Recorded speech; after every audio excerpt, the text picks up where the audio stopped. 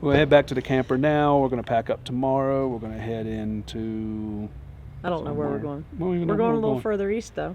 Maybe, I don't know. Harvest Host.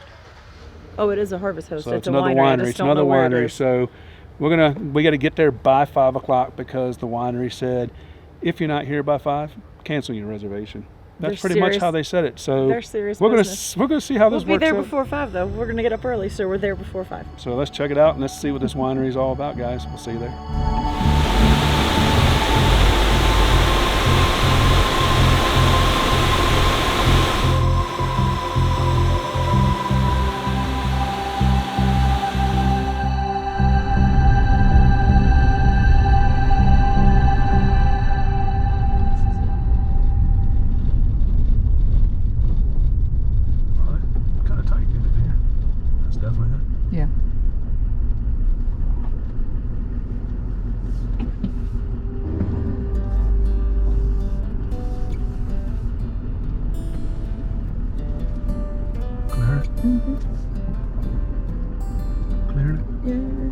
You have reached your destination.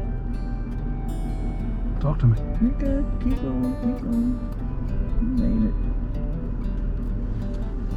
You made it. Just barely, but you made it.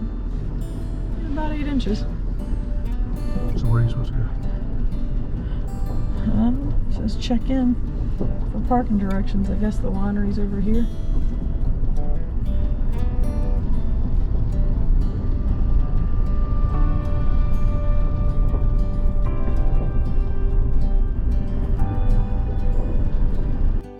One final note before we pull out of Wild Prairie Winery in Brandon, South Dakota. This is why we Harvest Host.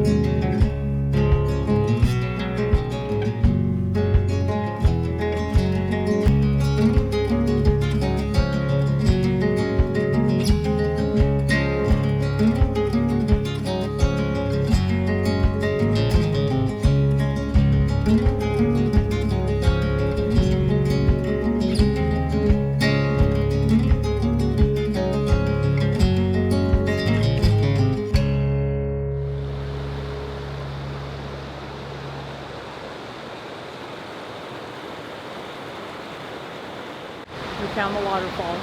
So when you end up in Sioux Falls, North Dakota.